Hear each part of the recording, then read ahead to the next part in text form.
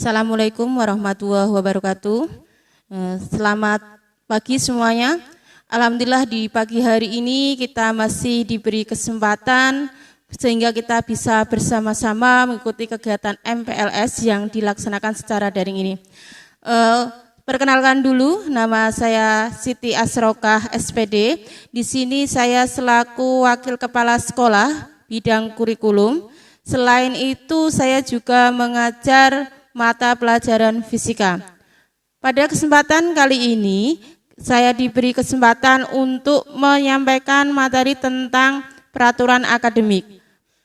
Peraturan akademik ini adalah peraturan tentang pembelajaran yang harus kalian ikuti selama kalian belajar di sekolah ini. Untuk lebih jelasnya, silahkan kalian perhatikan apa yang akan saya sampaikan. Berdasarkan surat keputusan Kepala SMA Negeri 1 Meranggen, nomor 537/320 tanggal 15 Juni 2020 tentang peraturan akademik SMA Negeri 1 Meranggen tahun pelajaran 2020-2021. Peraturan akademik SMA Negeri 1 Meranggen tahun pelajaran 2020-2021. 1. Ketentuan umum. Yang dimaksud dalam keputusan ini dengan peraturan akademik adalah seperangkat aturan yang harus dipatuhi dan dilaksanakan oleh semua komponen sekolah yang terkait dalam pelaksanaan rencana kerja sekolah bidang kurikulum dan kegiatan pembelajaran yang disusun untuk 1 tahun pelajaran. 2. Peraturan akademik merupakan peraturan yang mengatur persyaratan minimal kehadiran peserta didik, ketentuan ulangan, remedial, kenaikan kelas, kelulusan, dan hak-hak peserta didik SMA Negeri 1 Meranggen, serta ketentuan layanan konsultasi bagi peserta didik. 2. Beban belajar, struktur kurikulum, dan alokasi waktu belajar.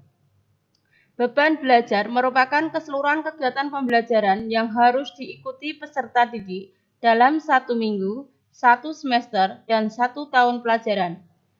Beban belajar untuk kelas 10 adalah 44 jam pelajaran per minggu, termasuk mulok bahasa Jawa 2 jam pelajaran. Untuk beban belajar kelas 11, 46 jam pelajaran per minggu, termasuk mulok bahasa Jawa 2 jam pelajaran. Beban belajar kelas 12, 46 jam per minggu, termasuk mulok bahasa Jawa 2 jam pelajaran. Beban belajar di kelas 10, 11, dan 12 pada semester gasal ini adalah 15 minggu. Sedangkan beban belajar kelas 10 dan 11 pada semester genap adalah 15 minggu. Dan untuk beban belajar kelas 12 pada semester genap 12 minggu. Beban belajar dalam 1 tahun, kelas 10 dan 11 adalah 30 minggu, sedangkan beban belajar dalam 1 tahun untuk kelas 12 adalah 27 minggu. Beban belajar di sekolah menengah atas terdiri atas kegiatan tatap muka, kegiatan terstruktur, dan kegiatan mandiri.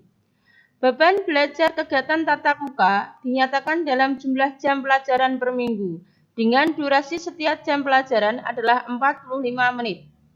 Beban belajar kegiatan terstruktur dan beban belajar kegiatan mandiri paling banyak 60% dari waktu kegiatan tatap muka yang bersangkutan. B. Struktur kurikulum. Struktur kurikulum SMA Negeri 1 Meranggen mengacu pada kurikulum 2013. Struktur kurikulum SMA Negeri 1 Meranggen terdiri atas mata pelajaran umum kelompok A, mata pelajaran umum kelompok B, dan mata pelajaran peminatan kelompok C.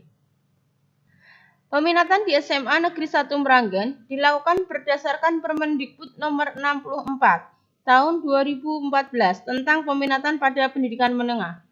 Peminatan adalah program kurikuler yang disediakan untuk mengakomodasi Peminatan adalah program kurikuler yang disediakan untuk mengakomodasi pilihan minat, bakat, dan atau kemampuan belajar peserta didik dengan orientasi pemusatan, perluasan, dan atau pendalaman mata pelajaran dan atau muatan kejuruan. Peminatan akademik adalah program kurikuler yang disediakan untuk mengakomodasi pilihan minat, bakat, dan atau kemampuan akademik peserta didik dengan orientasi, penguasaan kelompok mata pelajaran keilmuan. Lintas minat adalah program kurikuler yang disediakan untuk mengakomodasi perluasan pilihan minat, bakat, dan atau kemampuan akademik peserta didik dengan orientasi penguasaan kelompok mata pelajaran keilmuan di luar pilihan minat. SMA Negeri 1 Meranggen menyelenggarakan peminatan yang pertama adalah peminatan matematika dan ilmu pengetahuan alam, yang kedua adalah peminatan ilmu pengetahuan sosial. Pemilihan kelompok peminatan dilakukan sejak peserta didik mendaftar menjadi peserta didik baru sesuai dengan bakat dan atau kemampuan akademik peserta didik dengan seleksi berdasarkan nilai rapot, rekomendasi guru BP, BK, nilai psikotes, dan kuesioner. Berikut ini adalah tabel struktur kurikulum SMA Negeri 1 Meranggen. Yang pertama, untuk kelompok A, ini adalah mapel umum yang terdiri dari pendidikan agama dan budi pekerti, ini 3 jam pelajaran. Yang kedua, pendidikan Pancasila dan kewarganegaraan, masing-masing 2 jam pelajaran. Bahasa Indonesia, masing-masing 4 jam pelajaran. Matematika, masing-masing 4 jam pelajaran. Sejarah Indonesia, masing-masing 2 jam pelajaran. Bahasa Inggris, masing-masing 2 jam pelajaran. Yang berikutnya adalah kelompok B, terdiri dari seni budaya, masing-masing 2 jam pelajaran, pendidikan jasmani, olahraga, dan kesehatan, masing-masing 3 jam pelajaran, prakarya dan kewirausahaan, masing-masing 2 jam pelajaran, dan bahasa Jawa, masing-masing 2 jam pelajaran.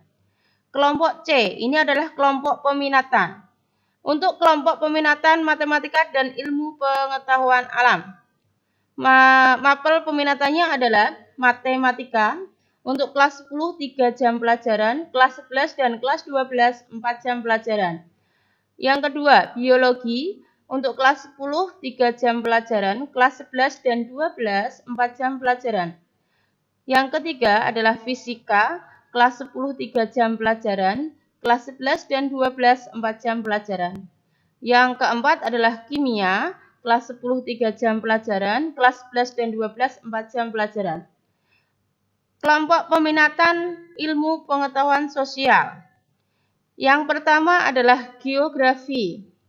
Yang kedua adalah sejarah, yang ketiga adalah ekonomi, dan yang keempat adalah sosiologi. Masing-masing di kelas 10 3 jam pelajaran dan di kelas 11 12 4 jam pelajaran. Nah, selain mapel peminatan, ada mata pelajaran pilihan, yaitu yang pertama adalah pilihan lintas minat, kelompok peminatan dan atau pendalaman minat.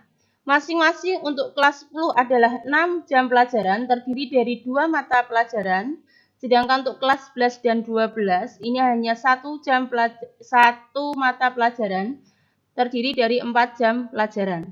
Sehingga secara keseluruhan jumlah jam pelajaran yang harus ditempuh per minggu untuk kelas 10 baik kelompok MIPA maupun IPS adalah 44 jam pelajaran. Untuk kelas 11 dan 12 baik kelompok MIPA maupun IPS adalah 46 jam pelajaran. Alokasi dan jam belajar. Kegiatan KBM untuk SMA Negeri 1 Meranggen ini terjadwal sebagai berikut.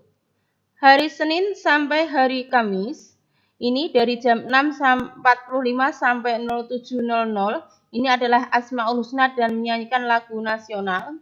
Jam 7 sampai 9.15 ini KBM. Jam 9.15 sampai jam 9.30 ini adalah istirahat pertama. Jam 9.30 sampai 11.45 ini KBM. Kemudian jam 11.45 sampai 12.30 ini istirahat kedua dan sholat zuhur. Jam 12.30 sampai 15.30 ini kegiatan KBM. Sedangkan untuk hari Jumat, kegiatan KBM hanya sampai jam 11.45 dengan rincian sebagai berikut. Jam 6.45 sampai 07.00 ini Asmaul Husna dan menyanyikan lagu nasional. Jam 7.00 sampai 9.15 ini adalah KBM. Jam 9.15 sampai 9.30 ini istirahat. Kemudian jam 9.30 sampai jam 11 ini KBM. dan dilanjutkan KBM lagi sampai jam 11.45. Untuk seragam, hari Senin sampai hari Rabu siswa memakai seragam OSIS, hari Kamis siswa memakai pakaian batik sekolah, dan hari Jumat memakai pakaian pramuka. Yang ketiga, tata tertib dan kehadiran peserta didik dalam proses belajar mengajar. Tata tertib proses belajar mengajar. Peserta didik wajib hadir mengikuti proses pembelajaran selama 1 tahun untuk setiap tingkat. Setiap peserta didik wajib mengikuti kegiatan pembelajaran yang dilaksanakan di luar kelas sesuai dengan karakteristik mata pelajaran dan tuntutan standar isi setiap mata pelajaran. Peserta didik tidak diizinkan makan dan minum di dalam kelas, baik pada saat proses belajar mengajar maupun istirahat. Yang berikutnya, selama proses kegiatan pembelajaran berlangsung, HP atau tablet tidak diperkenanan diaktifkan, kecuali ada hubungannya dengan kegiatan pembelajaran pada saat itu. Yang kelima, seragam olahraga hanya dipakai pada saat jam pelajaran penjasorkes. B. Kehadiran peserta didik. Persyaratan minimal kehadiran peserta didik dalam kegiatan belajar dan tugas dari guru untuk masing-masing pelajaran adalah sebagai berikut. Peserta didik minimal kehadiran peserta didik berhak diikutkan dalam proses penilaian apabila persentase kehadiran peserta didik dalam mengikuti kegiatan pembelajaran pada setiap mata pelajaran minimal 80% dari jumlah tatap muka. Untuk dapat diikutkan dalam proses penilaian peserta didik yang kehadirannya kurang dari 80%, wajib mengerjakan tugas khusus mata pelajaran dari guru mata pelajaran yang bersangkutan. Peserta didik yang kehadirannya kurang dari 80% dan telah mengerjakan tugas khusus, maka mata pelajaran dari guru yang bersangkutan. Peserta didik yang kehadirannya kurang dari 80% dan telah mengerjakan tugas khusus mata pelajaran dari guru yang bersangkutan diikutsertakan dalam proses penilaian. Syarat kehadiran di atas tidak diperuntukkan bagi peserta didik yang ketidakhadirannya karena sakit dibuktikan dengan surat keterangan dokter, mengikuti kegiatan mewakili sekolah, mewakili pemerintah atau negara yang dibuktikan dengan surat tugas dari sekolah, pemerintah, atau negara. Yang kedua, persyaratan minimal menyelesaikan tugas-tugas yang diberikan oleh guru mata pelajaran. Setiap peserta didik wajib menyelesaikan seluruh tugas yang diberikan oleh guru mata pelajaran, baik tugas mandiri maupun tugas kelompok, dengan kesungguhan dan tanggung jawab. Batas waktu menyelesaikan tugas-tugas yang diberikan oleh guru mata pelajaran ditetapkan oleh masing-masing guru mata pelajaran dengan ketentuan paling lambat sampai dengan batas waktu penilaian yang diberikan oleh guru maupun oleh sekolah secara kolektif sebelum penyerahan nilai rapor dari guru mata pelajaran kepada wali kelas. Setiap tugas yang diberikan oleh guru mata pelajaran kepada peserta didik wajib diperiksa dan dinilai oleh guru mata pelajaran yang bersangkutan. Setiap peserta didik berhak mendapatkan kembali tugas yang telah diberikan dan dinilai oleh guru mata pelajaran yang bersangkutan. Setiap peserta didik berhak mengetahui hasil Setiap peserta didik berhak mengetahui hasil penilaian terhadap tugas yang diberikan guru mata pelajaran kepadanya dan hasil penilaian tugas tersebut merupakan salah satu bagian dari penilaian akhir, proses, dan hasil belajar peserta didik. Yang ketiga, ketidakhadiran peserta didik tanpa keterangan diperhitungkan dalam proses kenaikan kelas. Tidak diperhitungkan bagi peserta didik ketidakhadirannya karena sakit, dibuktikan dengan surat keterangan dokter, mengikuti kegiatan mewakili sekolah, mewakili pemerintah atau negara yang dibuktikan dengan surat tugas dan sekolah atau pemerintah atau negara. Ketentuan penilaian. Penilaian hasil belajar oleh pendidik adalah proses pengumpulan informasi atau data tentang pencapaian pembelajaran peserta didik dalam aspek sikap, aspek pengetahuan, dan aspek keterampilan yang dilakukan secara terencana dan sistematis yang dilakukan untuk memantau proses, kemajuan belajar, dan perbaikan hasil belajar melalui penugasan dan evaluasi hasil belajar. Penilaian aspek sikap dilakukan melalui observasi atau pengamatan dan teknik penilaian lain yang relevan dan pelaporannya menjadi tanggung jawab wali kelas. Penilaian aspek pengetahuan dilakukan melalui tes tertulis, tes lisan, dan penugasan sesuai dengan kompetensi yang dinilai. Penilaian keterampilan dilakukan melalui praktek, produk, proyek, portofolio, dan atau teknik lain sesuai dengan kompetensi yang dinilai. Hasil penilaian pencapaian sikap oleh pendidik disampaikan dalam bentuk predikat dan deskripsi. Predikat untuk sikap spiritual dan sosial dinyatakan dengan A untuk sangat baik, B untuk baik, C untuk cukup, dan D untuk kurang. Deskripsi dalam bentuk kalimat positif, memotivasi, dan bahan refleksi.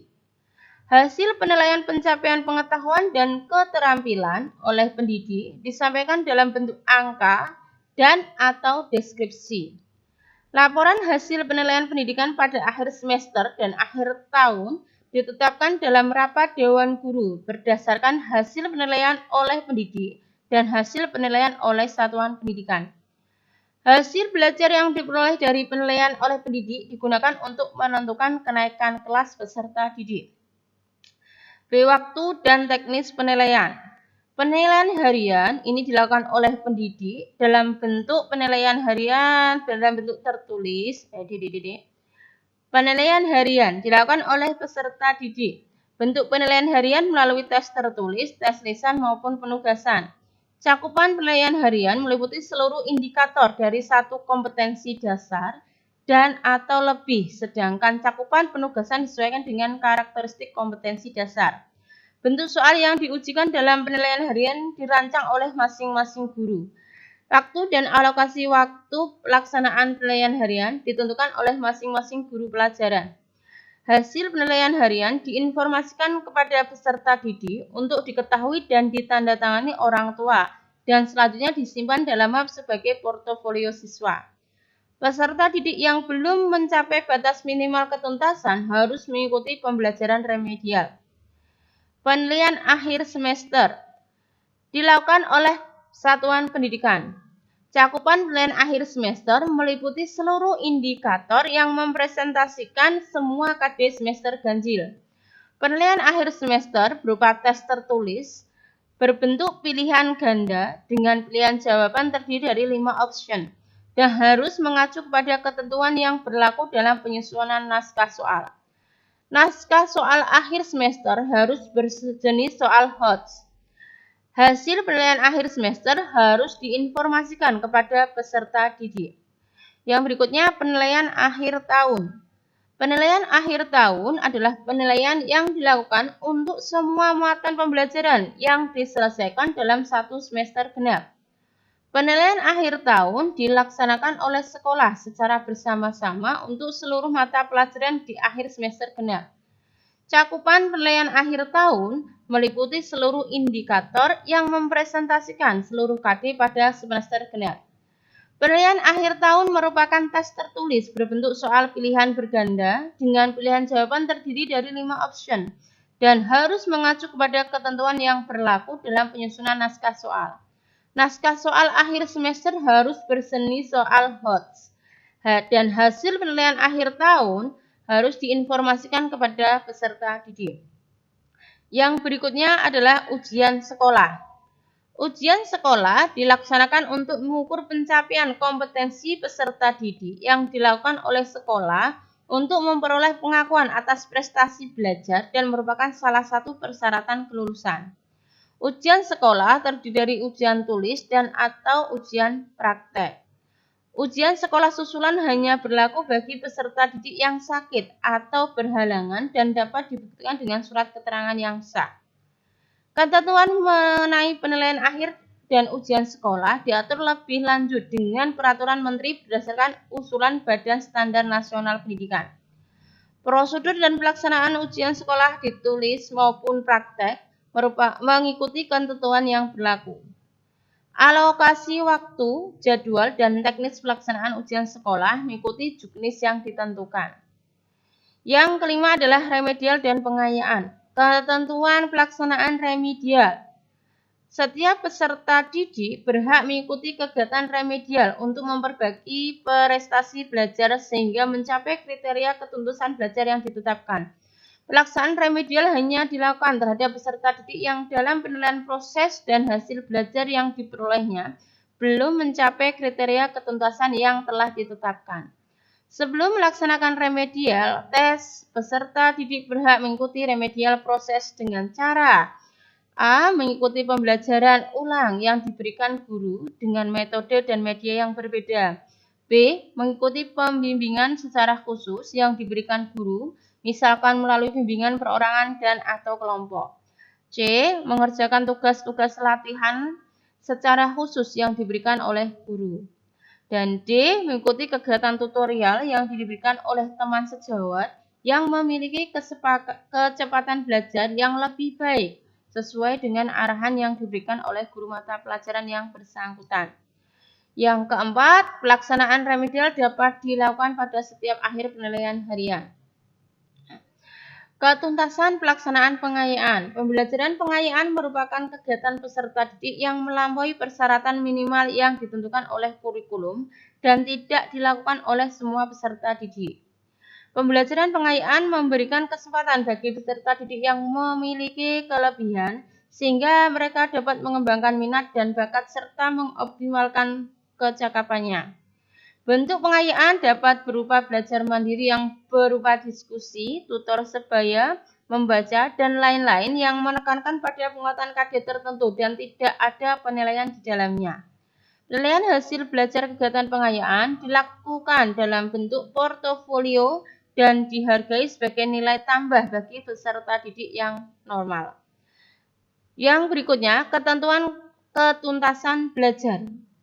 Ketuntasan belajar merupakan tingkat minimal pencapaian kompetensi sikap, kompetensi pengetahuan, dan kompetensi keterampilan, meliputi ketuntasan penguasaan substansi dan ketuntasan belajar dalam konteks kurun waktu belajar.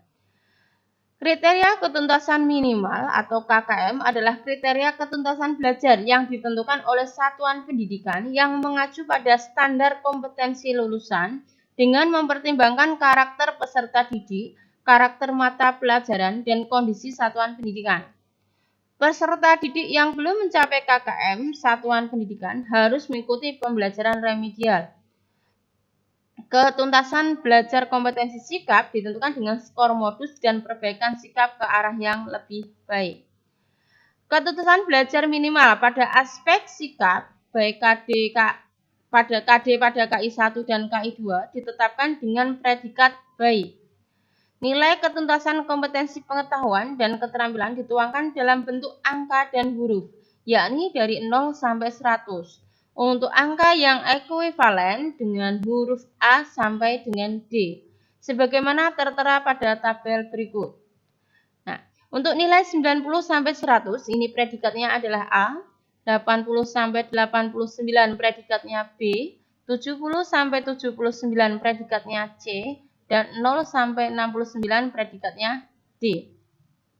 Ketuntasan belajar minimal KKM untuk pengetahuan ditetapkan dengan nilai rata-rata 70 dan untuk keterampilan ditetapkan dengan capaian optimum 70. Ketentuan kenaikan kelas dan kelulusan. Berdasarkan Permendikbud nomor 23 tahun 2016 tentang standar penilaian pendidikan pasal 10 ayat 1E, maka peserta didik dinyatakan naik kelas apabila memenuhi persyaratan sebagai berikut. Yang pertama, menyelesaikan seluruh program pengajaran dalam 2 semester pada tahun pelajaran yang diikuti. Yang kedua, deskripsi sikap sekurang-kurangnya baik, yaitu memenuhi indikator kompetensi sesuai dengan kriteria yang ditetapkan oleh sekolah. Yang ketiga, deskripsi kegiatan ekstrakurikuler pendidikan kepramukaan minimal baik, sesuai dengan kriteria yang ditetapkan oleh sekolah. Yang keempat, tidak memiliki lebih dari 2 mata pelajaran yang masing-masing nilai pengetahuan dan atau keterampilan di bawah KKM.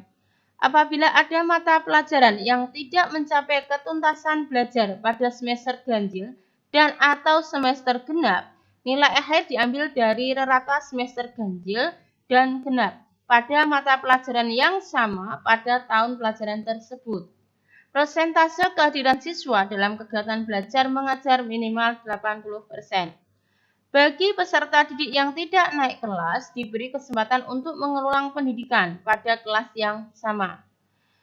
Sesuai dengan ketentuan PP 19 tahun 2005 dengan perubahan pertama PP 32 tahun 2013, perubahan kedua PP nomor 13 tahun 2015 dan Permendikbud nomor 3 tahun 2017, peserta didik dinyatakan lulus dari satuan pendidikan pada pendidikan dasar dan menengah sekolah dengan ketentuan yang pertama, menyelesaikan seluruh program pembelajaran. Yang kedua, predikat nilai sikap spiritual dan sosial minimal baik pada semester genap tahun terakhir.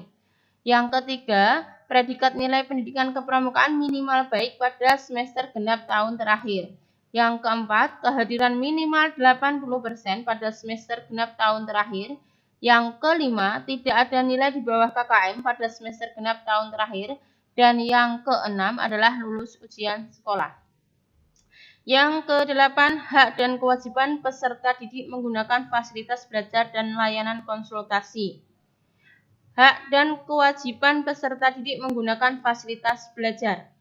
Setiap peserta didik berhak menggunakan fasilitas belajar dalam rangka mencapai kompetensi dasar sesuai mata pelajaran di bawah pengawasan guru mata pelajaran atau petugas laboratorium atau petugas perpustakaan atau petugas khusus berupa yang pertama, alat dan bahan praktikum untuk mata pelajaran biologi, fisika, kimia. Yang kedua, media pembelajaran. Yang ketiga, alat atau perabot praktek untuk mata pelajaran seni, budaya, penjasorkes, dan prakarya dan kewirausahaan. Yang keempat, komputer dan internet untuk praktek bimbingan TIK. Yang kelima, alat praktek lab bahasa untuk mata pelajaran bahasa Indonesia dan bahasa Inggris. Yang keenam, alat atau bahan praktek yang berkaitan dengan mata pelajaran ekonomi, sosiologi, geografi, dan sejarah. Yang ketujuh, alat dan bahan praktek untuk mata pelajaran lainnya. Setiap peserta didik berhak menggunakan fasilitas perpustakaan sekolah dalam bentuk meminjam buku pelajaran, buku referensi, dan pengetahuan umum di perpustakaan sesuai dengan ketentuan yang berlaku. Menghilangkan buku yang dipinjam harus diganti sesuai dengan judul buku yang hilang dan atau diganti dengan judul buku yang sama dengan penerbit atau pengarang yang berbeda, diganti dengan sejumlah uang dengan nilai nominal yang sama dengan harga buku tersebut. Setiap peserta didik berkewajiban untuk memelihara setiap fasilitas belajar yang ada di sekolah. Setiap peserta didik berkewajiban membaca Asmaul Husna dan menyanyikan lagu nasional 15 menit sebelum pelaksanaan KBM.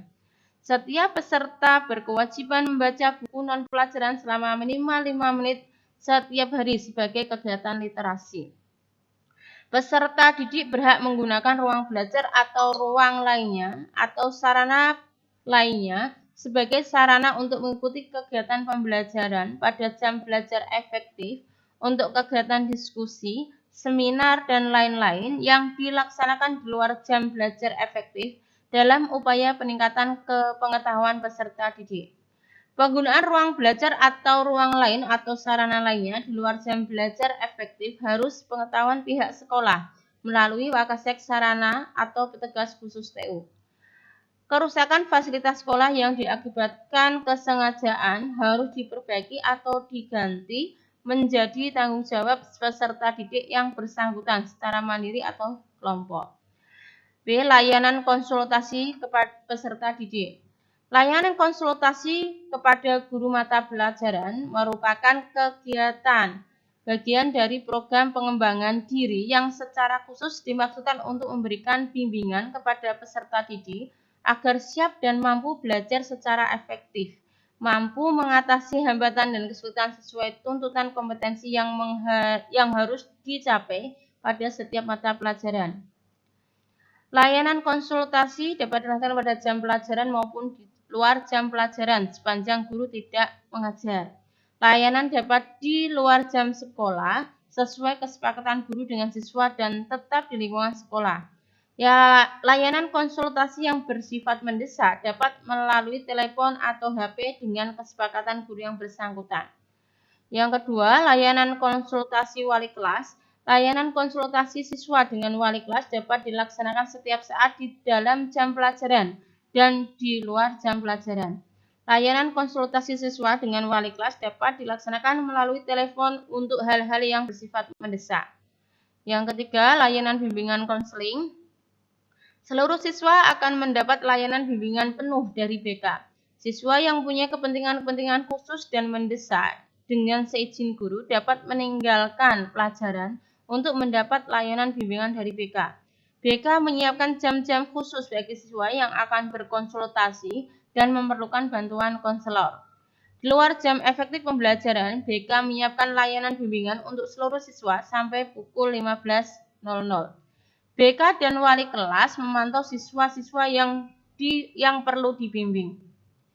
Yang keempat, layanan akademik lainnya yang dapat diperoleh siswa di sekolah meliputi layanan orientasi, layanan informasi, layanan penguasaan konten, layanan penempatan dan penyaluran, layanan bimbingan kelompok, layanan konseling kelompok, literasi. Hak siswa berprestasi. Setiap peserta didik yang berprestasi di bidang akademik maupun non-akademik berhak mendapatkan penghargaan. Penghargaan peserta didik berprestasi ini berupa piagam penghargaan dan pemberian uang pembinaan. Yang berikutnya pelanggaran dan sanksi. Setiap peserta didik yang melanggar peraturan sekolah akan ditindak dengan ketentuan sebagai berikut. Yang pertama adalah tahapan pembinaan. Ini bisa berupa teguran lisan langsung, kemudian teguran tertulis dari sekolah, dan surat pernyataan atau perjanjian tertulis bermateri dibuat oleh peserta didik dan orang tua atau wali peserta didik di hadapan wali kelas atau guru BK atau kepala sekolah. Apabila perjanjian tertulis tidak dipatuhi atau dilanggar oleh peserta didik, maka peserta didik akan diskor. Yang berikutnya adalah sanksi hukuman. Yang pertama adalah skorsing. Hukuman skorsing diberikan oleh sekolah kepada peserta didik dengan ketentuan sebagai berikut. Peserta didik yang melanggar atau tidak mematuhi perjanjian tertulis yang dibuat bersama orang tua atau wali di hadapan wali kelas atau guru BK atau kepala sekolah. Peserta didik melakukan pelanggaran tata tertib yang dinilai atau dianggap cukup berat oleh Dewan Guru dan kepala sekolah. Misalnya, berkelahi dengan sesama teman dan tidak menimbulkan korban. Yang kedua, minum minuman keras. Yang ketiga, bermain judi. Yang keempat, membunyikan petasan. Yang kelima, merusak fasilitas sekolah. Yang keenam, membuli warga sekolah secara langsung ataupun melalui media sosial. Yang ketujuh, menyimpan atau memiliki gambar atau video porno. Hukuman skorsing berlaku selama 3 hari efektif. Hukuman skorsing kedua berlangsung selama 5 hari efektif dikenakan kepada peserta didik yang telah selesai melaksanakan hukuman skorsing 1 dan mengulangi lagi pelanggaran tata tertib. Sanksi yang berikutnya adalah dikembalikan kepada orang tua atau wali. Peserta didik dikembalikan kepada orang tua atau wali atau dikeluarkan dari sekolah jika telah dikenai sanksi hukuman skorsing 2 dan mengulang lagi pelanggaran tata tertib. Melakukan pencurian di dalam lingkungan sekolah maupun di luar sekolah. Melakukan perbuatan asusila di dalam lingkungan sekolah maupun di luar sekolah. Menganiaya warga sekolah, guru, karyawan, atau teman sekolah. Membawa atau mengedarkan atau memakai narkoba atau obat-obatan terlarang, berkelahi dan berakibat membawa korban sakit atau meninggal, berkelahi dengan melibatkan massa sehingga mengakibatkan KPN di sekolah terganggu, suasana sekolah menjadi kacau atau gaduh, dan terlibat dalam kegiatan peledakan bahan peledak atau teroris atau subversif. Yang berikutnya adalah mutasi siswa. Mutasi siswa antar sekolah. Sekolah menentukan persyaratan mutasi masuk ke SMA Negeri 1 Meranggen dengan prinsip manajemen berbasis sekolah melalui mekanisme yang objektif dan transparan, antara lain mencakup hal-hal sebagai berikut. 1. Memenuhi persyaratan yang ditentukan. Antara lain syaratnya adalah yang pertama, surat permohonan orang tua yang bersangkutan memiliki laporan hasil belajar dari sekolah asal dengan nilai minimal 70 untuk semua mata pelajaran, memiliki surat pindah dari sekolah asal, memiliki surat rekomendasi dari Kepala Cabang Dinas Pendidikan Wilayah 2 Provinsi Jawa Tengah, dan syarat yang berikutnya adalah kompetensi sikap spiritual dan sikap sosial minimal B. Yang selanjutnya adalah mutasi siswa antar peminatan. Peminatan telah ditentukan sejak penerimaan peserta didik baru tahun pelajaran 2020 sesuai pilihan yang dipilih peserta didik ketika mendaftar. Peserta didik masih mungkin pindah peminatan paling lambat pada awal semester kedua di kelas 10 sepanjang daya tampung peminatan baru masih tersedia. Berdasarkan hasil pembelajaran berjalan pada semester pertama dan rekomendasi guru bimbingan dan konseling, peserta didik yang pindah peminatan wajib mengikuti dan tuntas matrikulasi mata pelajaran yang belum dipelajari sebelum pembelajaran pada peminatan baru dimulai. Yang terakhir, lain-lain, peraturan akademik ini disampaikan dan disosialisasikan kepada pihak terkait untuk dipahami dan dilaksanakan sebagaimana mestinya. Hal-hal yang belum diatur dan belum sempurna akan ditentukan dan diperbaiki sebagaimana mestinya. Peraturan akademik ini berlaku sejak tanggal ditetapkan dan berakhir masa berlakunya setelah ada peraturan akademik yang baru. Demikian yang dapat saya sampaikan. Semoga apa yang saya sampaikan bisa kalian pahami dan bisa kalian terapkan pada diri kalian. Dan apabila ada pertanyaan, ada sesuatu yang tidak kalian pahami, bisa kalian tanyakan langsung kepada saya atau kepada wali kelas kalian masing-masing. Terima kasih. Assalamualaikum warahmatullahi wabarakatuh.